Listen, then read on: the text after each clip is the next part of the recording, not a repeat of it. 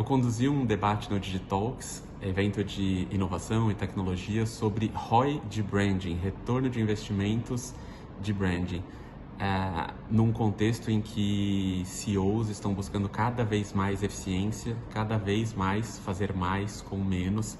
E esse debate ele contou com a presença da Thaisa, que é diretora de marketing, vendas e parcerias da Use, uma seguradora digital brasileira incrível, e da Vivian, que é diretora de marketing da Via, que tem as marcas Casas Bahia, Ponto, etc. São duas profissionais muito experientes, trouxeram pontos bem interessantes. Como o evento não ficou gravado e não foi transmitido, eu trouxe aqui alguns dos insights que rolaram nessa conversa que a gente teve, que foi tão bacana.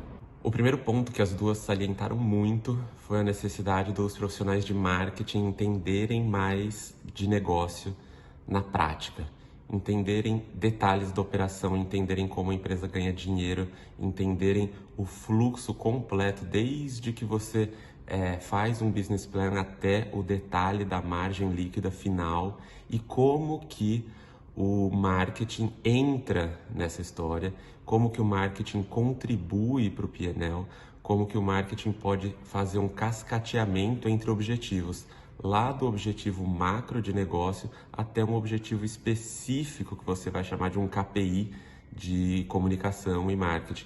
Parece algo simples, mas o que a gente viu no debate é que culturalmente muita gente de marketing está acostumada a entender e se dedicar somente às questões de marketing e comunicação, mas passando a entender pouco sobre questões de negócio. E na medida em que você vai falar sobre retorno de investimentos, falar sobre so what, e daí esse investimento de branding que a gente está fazendo numa mesa em que tem CEOs, CFOs, você está falando sobre investimento de marketing comparado a outras alternativas de investimento na empresa, a falta de conhecimento de negócio no detalhe prejudica muito. Então foi uma super dica que elas deram.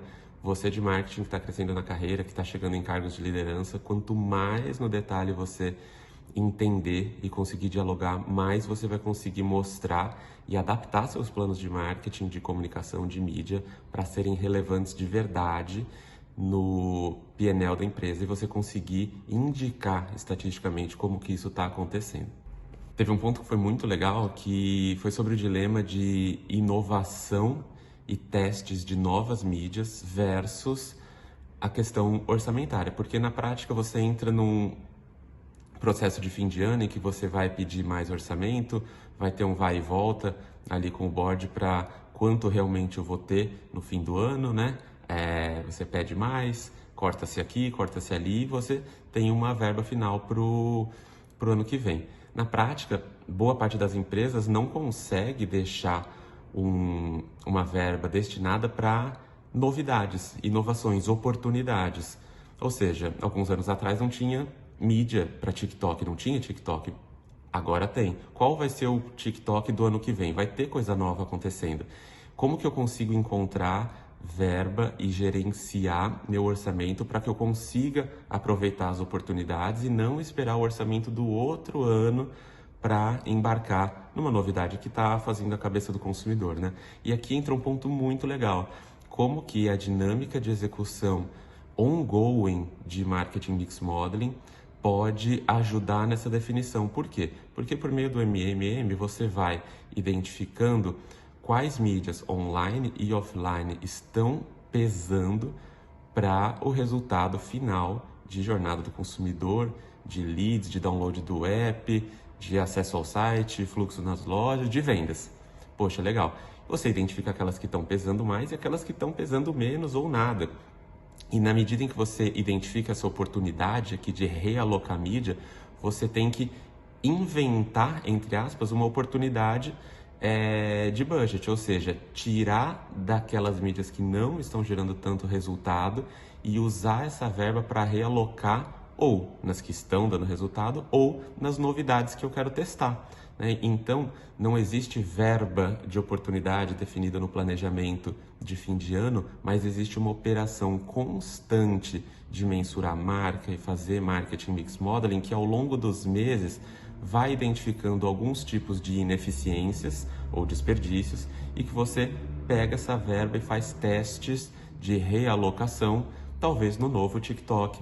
E isso é muito bacana porque mantém a empresa com uma cultura de test and learn, vamos testar novas oportunidades, vamos ser rápidos, vamos tentar acompanhar a rapidez e a espontaneidade do mercado, porém com accountability, com governança, com um olhar de otimização e realocando verba ao longo do ano com uma perspectiva metodológica. Então foi muito bacana porque tem esse trade-off de otimização versus inovação. E na verdade aqui o que a gente enxergou é, por meio de bons métodos de otimização, você consegue descobrir verba para conseguir inovar. Acho um mindset muito legal para levar para as outras empresas que surgiu aqui no debate com a Vivian e com a Thaisa. Teve um ponto muito bacana que a Thaisa trouxe, que é como que eu consigo organizar o pensamento sobre o orçamento total de marketing, fazendo trade-offs entre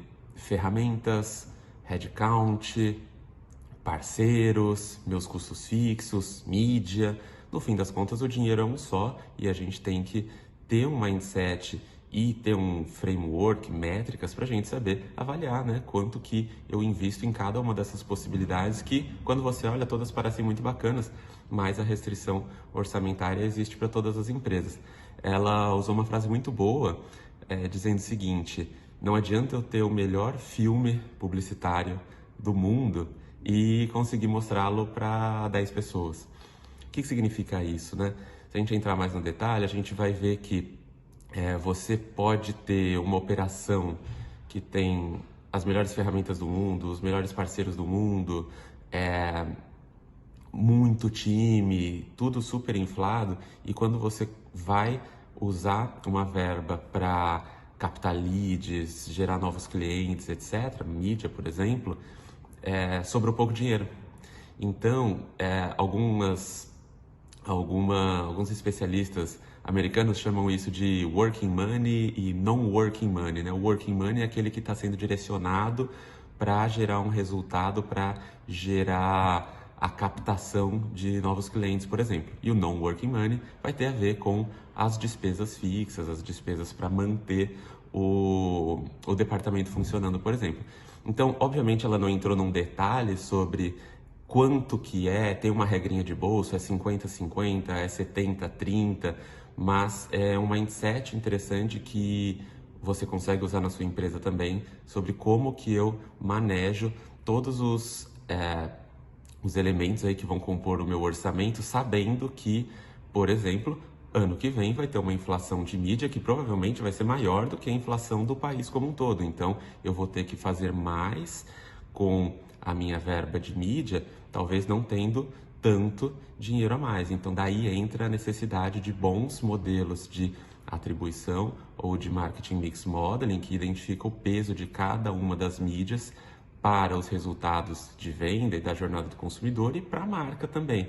Então, na verdade, essa operação contínua de identificando o que está dando certo, o que não está dando tão certo e eu posso realocar, acaba sendo uma necessidade vital para o dia a dia das empresas, para a gente conseguir fazer com que eu tenha esse working money sempre num patamar saudável e cada vez gerando mais resultado, mesmo com bastante pressão por eficiência, como está acontecendo em todas as empresas. Outro ponto muito legal foi uma frase que a Vivian trouxe, que é a seguinte: investimento de marketing e comunicação, ele só é investimento se a gente conseguir mensurar e comprovar o resultado real que está gerando em vendas, em margem, num resultado de negócio.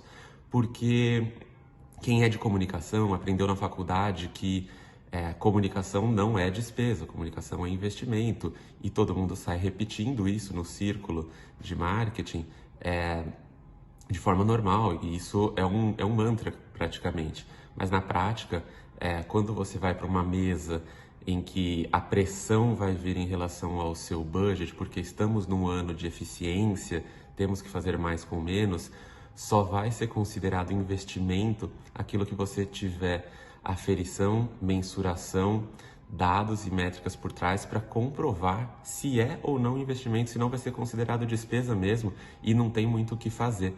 Então, foi super bacana porque isso levou para uma discussão mais técnica sobre como a gente consegue olhar para as, entre aspas, soft metrics, métricas que vão ter a ver com a percepção do consumidor em relação à imagem da marca, como isso está evoluindo, quais são os indicadores que eu tenho para ver se minha marca está avançando, com as, entre aspas, hard metrics, né? As métricas de conversão no negócio, as métricas de fidelidade, as métricas de rentabilidade, etc. Ou seja, quanto que cada ponto de awareness, de preferência nessas métricas de brand tracking, por exemplo, quanto que isso está significando na prática lá no resultado de negócio.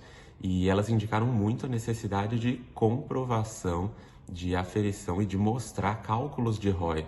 Não só mostrar que estamos sendo diligentes e olhando com cuidado e temos métricas, estamos otimizando ao longo do tempo. Não, na verdade, a gente precisa mostrar sim esse ponto, mas também fazer os cálculos de retorno, porque a pressão, ainda mais nesse ano que a gente está vivendo, cada vez mais pressão por eficiência e fazer mais com menos, essa agenda é uma agenda de pressão sobre o orçamento de todo mundo, e quem tiver mais cartas na manga no sentido metodológico vai conseguir ter uma discussão de alto nível com os seus boards.